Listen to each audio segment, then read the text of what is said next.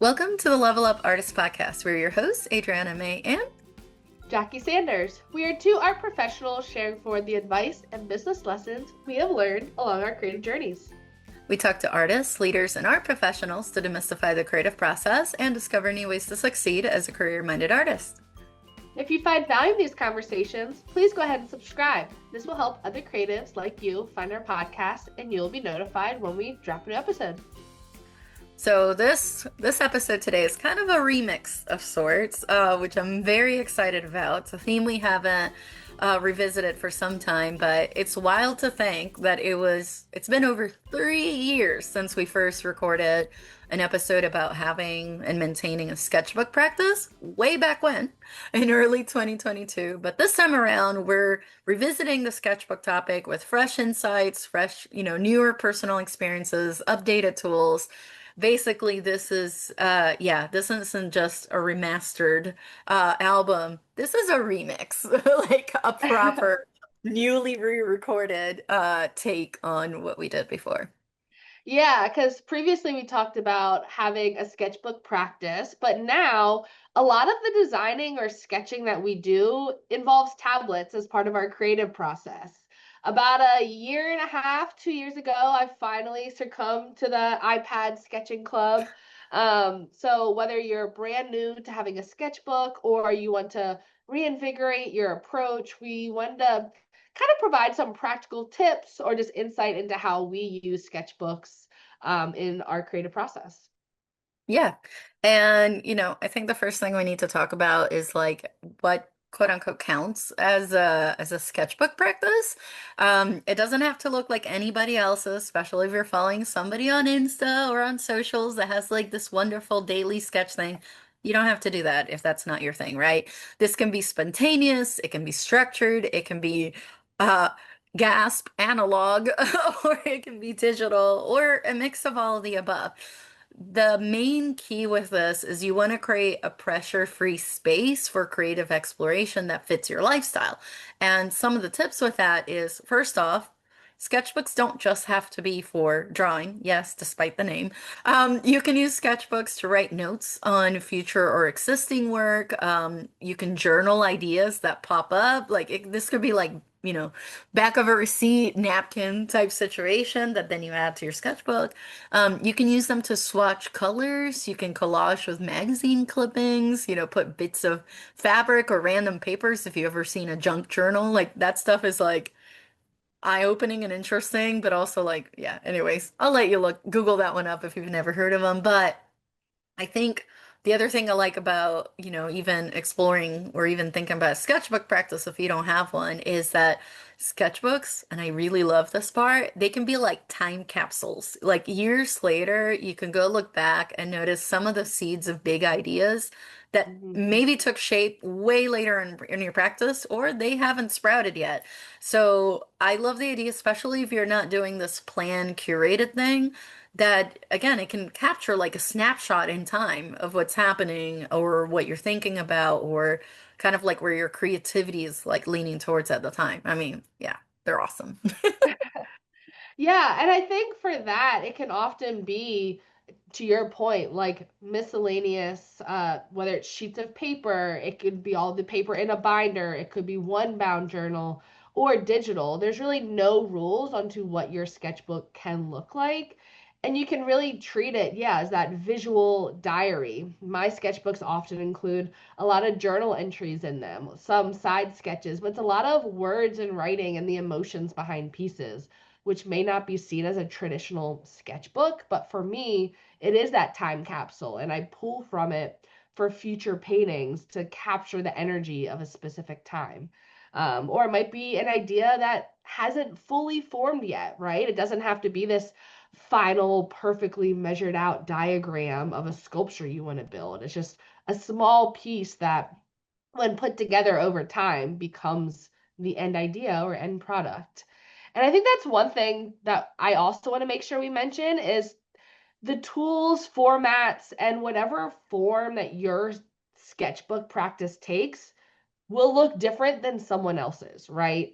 We've both experimented with a lot of different types of sketchbooks. And one thing that I've learned is that the same practice does not work for everyone. There's not this universal secret formula because oftentimes keeping a variety of different sketchbooks, different places, different sizes, really is what can make it sustainable. And by sustainable, meaning it's a practice in your creative life that you use consistently. But oftentimes, it's not going to be in one single bound book that you have with you all the time, and you only use this material and you do it the same point every day.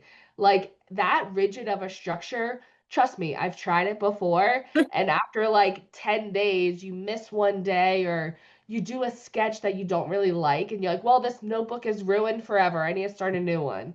Like it does not have to be that high pressure of a situation.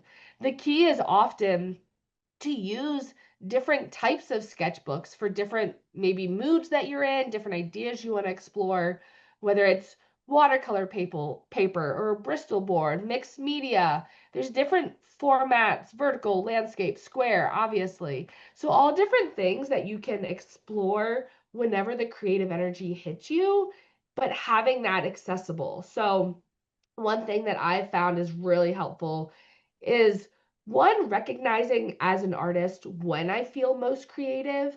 For me, it's often first thing in the morning. And so having a set desk in my home or a set area in my studio that I don't have to start a project from beginning to end completion. I have a designated almost exploration desk to where it has multiple materials, it has multiple types of paper to really dive into that exploration mindset. So keeping it designated, whether it's a box, whether it's a tote, whether it's a desk, of all these materials of where you feel comfortable creating can be super helpful and include those low pressure tools like paper, pens, markers to really just ignite the creativity, and which is ultimately what a sketchbook practice is all about. Yeah, I think one of the best tips I've heard about this is to keep, like, you can even use like one of those shower caddies that are very inexpensive and just have it by your nightstand, sofa, maybe the kitchen, and then you just put like pencils and pens and cute washi tape and maybe like a fun, like water soluble crayon and a fun colored marker, alcohol marker or whatever. But it's like almost like a little tester, or no, that's not the right word, but. Oh, what are they called? You know, like a sample pack. There we go. It's almost like a sample pack of different materials that you can kind of like peruse through, but it's nothing big. It's like relatively small. Um, you're not including full sets of anything, right? And I don't know, it's almost like you can, if you feel peckish creatively, then you can just like, ooh, how about this and that?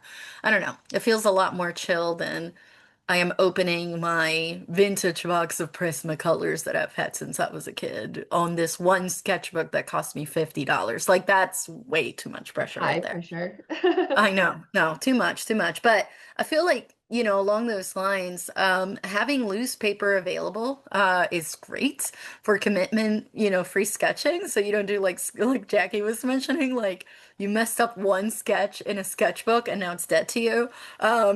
You can just do loose sheets that you can always paste into a sketchbook later, by the way, if you want to keep it. And bonus, those pages, if you choose not to paste them in, you could either collage them in or paint over them, or do something else, origami with them, whatever you want. Like, doesn't have to go to waste. But I would say tablets are definitely, of course, a sketchbook that we're going to be talking about more. They've become central for us over time. And yes, it took years before Jackie joined, but I'm glad she joined the tablet club. By the way, it doesn't have to be an iPad. It can many options available, and some people will do it on Wacom tablets as well. Those still exist, believe it or not. And some people even use like different types of touchpads. So anyways, we're saying tablets, but it's interchangeable for other types of digital tools as well, of course. But specifically about iPads, it's so easy to draw basically anywhere. And like, there's so many tools available and apps. Obviously, Procreate and Adobe Fresco are two of the big ones, but like, you're at the airport, you're waiting bazillion hours, right, to get on your plane, or you're on your plane, and you have like this crazy idea for the sculpture. Boom. Like you can sketch it out like right there and then and modify the colors later. but you didn't have to make a mess and have the flight attendant, give you the eyes because you're trying to do watercolors, like on a plane. Like, not saying that you can't do watercolors. There's ways to do it, but you know where I'm going with this. Or, um, yeah, you go to a coffee shop, like I don't know, it's just like so much easier sometimes just to have the digital version that's easily modifiable. And obviously, I'm gonna sound like a fangirl because I am, but to me, I'm like, especially when it comes to murals, digital sketchbooks are absolutely magic. They're just magic. Like, they're almost indispensable to support your mural work. And Jackie?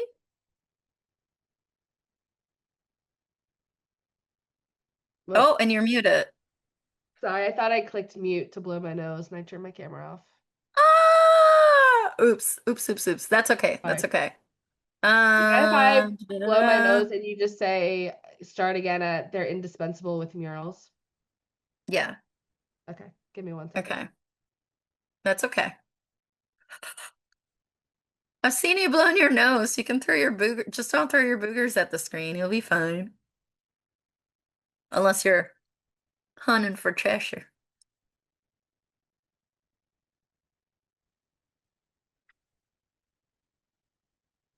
Okay, let's see where we left off. Ooh, can you add the Yeah. note about the blooper real quick? Yes. Okay. All right. Chan. Thinking. Yes. Okay. Apologies, I had to blow my nose. So we're gonna start No, no, no, you're okay. You're okay. But bless I'm that, talking to we'll try to find a spot. You know what? I think it'll be easier if I do the having loose sheets over. That's cleaner because I think I transitioned kind of quickly into the murals. So we'll do that. Okay. All right, Lessa. So from your end, um, after Jackie talks about materials that bring you joy, then I'll just kind of dive into that after she's done Okay. with that. Yeah, yeah. I would move it up. I think they'll be easier to edit. Yeah, let's do that. Yay. Okay. All right. And some materials that bring you joy. Okay. Yeah, and a tip I learned from another artist, tying into that real quick, that I found super helpful is to keep a caddy, even a shower caddy will work with a few essentials, almost like a little sampler pack. So not full sets of anything, just like a few pens, maybe a few like cute washi tape, maybe some, fun alcohol markers, but we're not talking like full sets of stuff, just like a little sampler pack. That can be like really chill way of doing it instead of trying to do like fancy, I don't know, old Prismacolors or expensive alcohol markers on some Arches paper that costs you, an arm and a leg. Leave that for other kind of work. That's my recommendation on that. But speaking of loose sheets of paper, I think are great to keep it commitment free or low commitment. You can always take these pages and paste them into a sketchbook later if it's something you really like or want to keep, or you can use in collage or paint over it. So it doesn't necessarily have to go to waste. There are paintings I've done on paper that later on I end up, adhering to like wooden panels. I've done that before because I like them that much. And then I just kind of developed them further. So you can always use it as a kind of like a bouncing point or starting point to something that comes later. But of course, we're talking about different kinds of papers and things, but we have to talk about tablets. And I would say it took some time, like Jackie said in the beginning, to join our tablet club. But I will say, as we talk about iPads and things, one, it doesn't have to be iPad. Two, we're using this interchangeably with other types of trackpads and Wacom tablets, if you all remember those. There's artists working on these other types of tools. So we'll talk about tablets, but some of those would work as well. Um, but iPads, for example, I mean, you have a lot of apps. Popular, of course, are things like Procreate and Adobe Fresco. And then even within those, you can even have like different types of media that are replicated by those apps instead of getting the side eye by, let's say if you're doing this when you have an idea that strikes and you want to do something watercolor instead of the side eye by the flight attendant, You can do this in a nice, clean format in your digital tool, and then you can expand on it later in analog or continue it digital. Which, speaking of, part of the reason, yes, I admit that I sound like a fangirl when it comes to tablets is because when they come to things like murals, they are absolutely magic. They're almost indispensable for mural work, and having a digital option has completely changed how one can visualize and pitch a mural. Um, One thing I love to do with them is you can paint mock-ups directly onto photos of buildings to help prospects and clients visualize what a finalized mural may look like. It can help us calculate how much paint we need for each color. Like you can use grids, to help with placement. You can also use AI to help you calculate stuff as well, and then bring that into your sketchbook to see what it would look like. Sometimes a building has weird angles or it's too big or it's remote. How are you going to measure like the walls and things? And sometimes the client doesn't have that and they're not even a client yet. They don't even know you're going to approach them, but you still want to get a rough idea of like what the scope of this is. Digital's there to help you with that.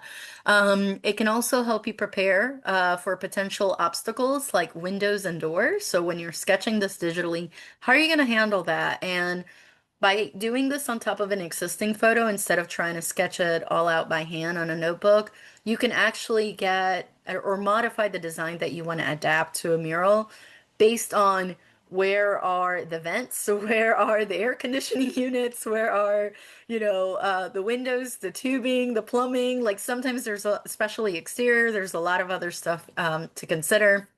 So that's where having the digital bit can be super duper helpful. And then probably my favorite thing to do, digital for is that you can easily adjust the colors, you can adjust the fonts, you can change so many elements on the fly based on your aesthetic preferences or your client feedback, which can save a ton of time. I will like share one quick one that I had to do. I had a mural client where doing it back and forth over email it got a little bit, there was a lot. There was a lot of back and forth going on. Not in a bad way, but it was like, can you make this a little bit bigger? And it's like, that's not a measurement. Like, I can't. So I would make one of the elements bigger, and then she would come back and say, no, bigger than that. And I'm like, that's not, or can you make the yellow brighter? Or can you make the green a little bit more bluish? It was like those kind of descriptions, which I was like, in a back and forth email situation, I'm like, this is like 17 revisions at this point because we're not communicating the same way. So what I ended up doing with that one, I kid you not, is I had a meeting with a client on site and I said, I will bring my iPad and we will iron this out. And I did, like literally right on site. I'm like, you mean this kind of yellow or this kind of thing? And it was like, it was still within the range of my creative process. I had already created the main design. I would never let a client just like, she wasn't touching my iPad. I will say that. Like, no, too far, too far.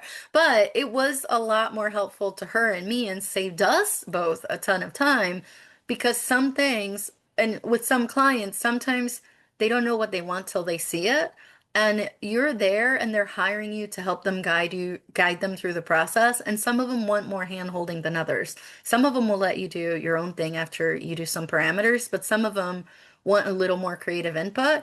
It's up to you, of course, how you take that. But having a digital sketchbook, oh my gosh, can you imagine how hard it would be sitting there just erasing a sketch? Hold on, let me get this other color of coloring pencil to like do the color.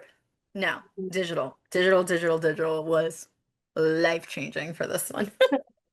Yeah, and I think that's ultimately what was the convincing factor for me to pivot into the digital space when it comes to designing murals. I still typically start with pen and paper for my initial designs, concepts, and sketches. But there came a point where there was one client in particular I was designing a mural for, and even just in my creative process, they were not involved. Where I said, you know what, like I do kind of wish that this line was different, or that I colored in this square or rectangle, I forget what it was, like a different color compositionally. But based on my process previously, I would have had to like start the entire thing over again if I wanted to change a color. And so it got to the point where I'm like, oh, well, I'll just remember on site to change that color. And it kind of became a mess of like, I really need to just commit to the digital mock-ups because changing colors, changing scale, to your point, is super easy. And then when you are finalized the design and the client gives the check mark of approval, you can also then easily bring it into your on-site process too, whether you're using a projector, or now a lot of people are using like VR tools to transfer the digital design onto the wall. It is super, super seamless. And it helps build that trust between you and the client of they know exactly what they're committing to, and you can stand more confident that like you can directly translate that to their space also.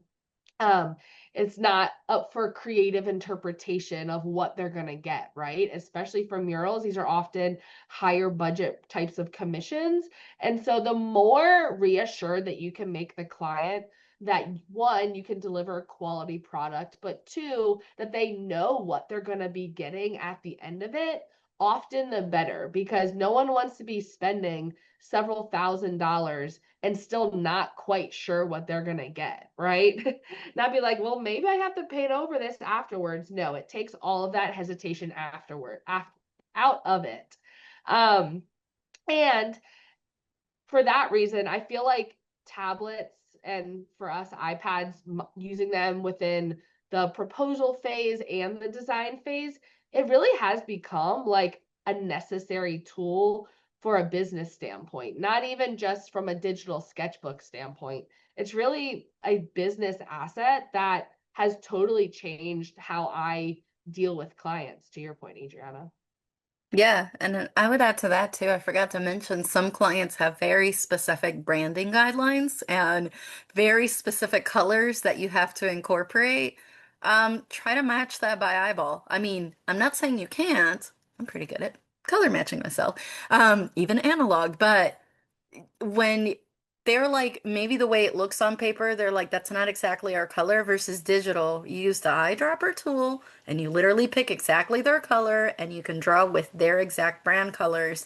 So there is no question of is it the same because digitally, it's exactly the same. So it can definitely be very helpful. But yeah, like you said, Jackie, I'm like it's a game changer when it comes to clients for sure. But next up. We're going to continue this conversation on sketchbooks, but first we're going to put a quick word from our sponsors. This episode is brought to you by our Level Up Artist resources. We understand that life as a modern artist can be both exciting and overwhelming, plus there's a lot of information out there, but what do visual artists actually need? We've spent countless hours of trial and error, weeding through tons of information to find the gold so that you don't have to waste time going down those endless rabbit holes. We created a library of PDF resources with bonus videos that cover everything from artist documents to exhibition prep, social media to technology, sales strategies, and artist mindset, several templates, and more. Ready to get started? Head on over to levelupartists.com/shop to level up your creative career today. Welcome back, everyone. So, to pivot back to sketchbooks and why this practice is really important as a creative, I think we've both experienced firsthand how having that consistent sketchbook practice can really help you stay creatively grounded and open to discovery. It's one of the most valuable tools that you can have as an artist to really stay tapped into your creative process. So, whether it's daily or weekly sketching, it can really help continue that flow of ideas. And even having a 10-minute session can really help you, I don't know, return to your creative process. Right now, I'm actually in the middle of a 30-day challenge with some other artists. And the 30-day challenge I'm giving myself is having 30 minutes every day sketching on my iPad. Each day it looks very different. It may be a mock up for a client, it may be a product that I want to bring to life. It could just be, hey, at one point, I want to do like a board game or gaming style mural. Let me just start brainstorming what imagery would I put in that. And that way, when that kind of client comes to me or I approach that client, I already have some digital sketches to use as a bouncing off point, right? And kind of proactively manifesting, assuming I were to have this client right now, what would it be great to have?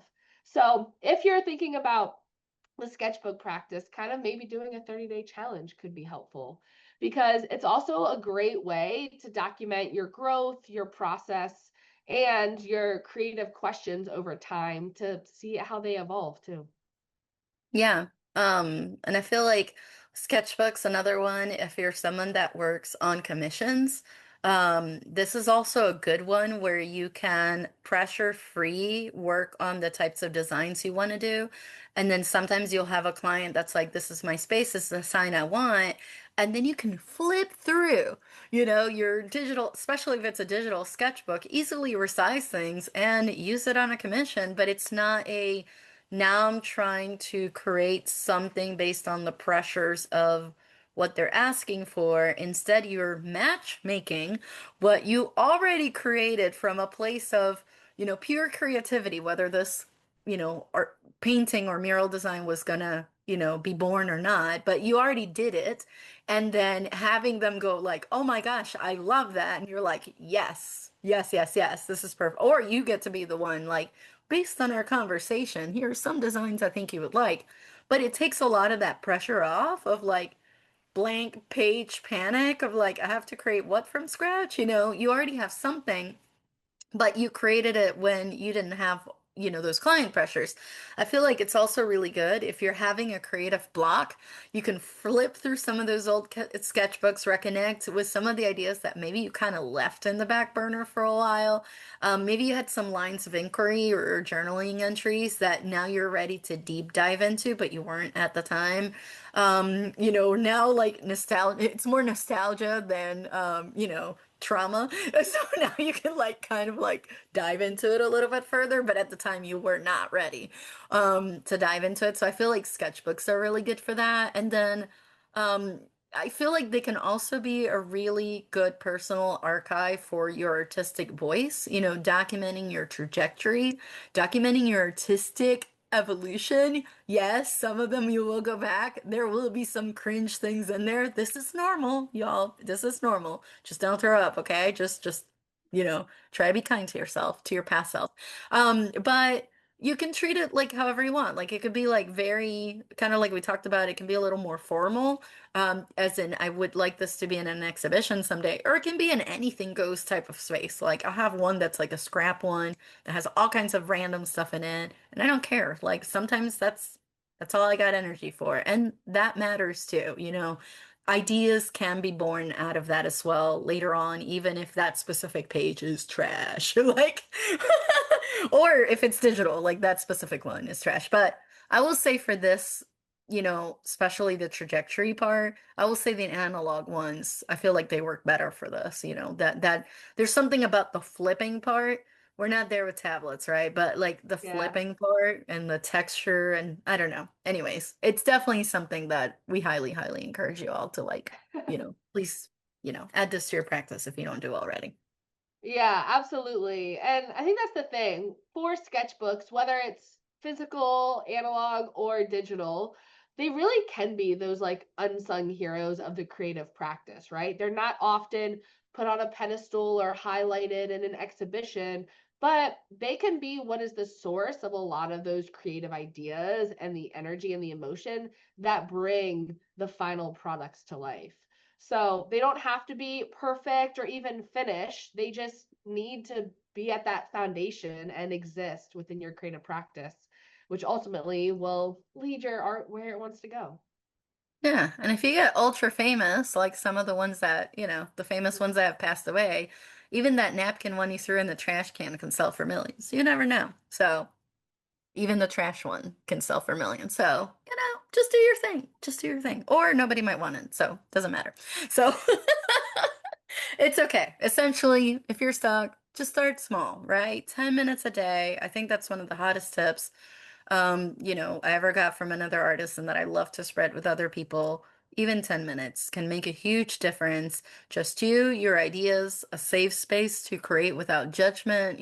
Put those headphones in, do what you need to do. But yeah, you just need to start somewhere. So, anyone want to guess what I'm doing after we stop this recording? I already have a sketchbook ready to go, a brand new one too. So, got to break that thing in. But anyways, with that, we're gonna go ahead and wrap today's conversation, and we hope you enjoyed this episode.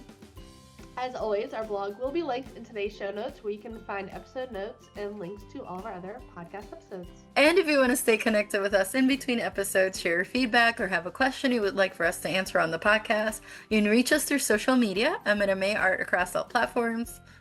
And I'm at jsandersstudio on all platforms. And if you want to follow the podcast, we are at levelupartists on Instagram.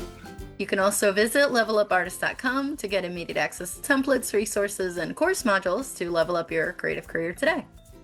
Thank you so much for listening. We'll talk to you next episode.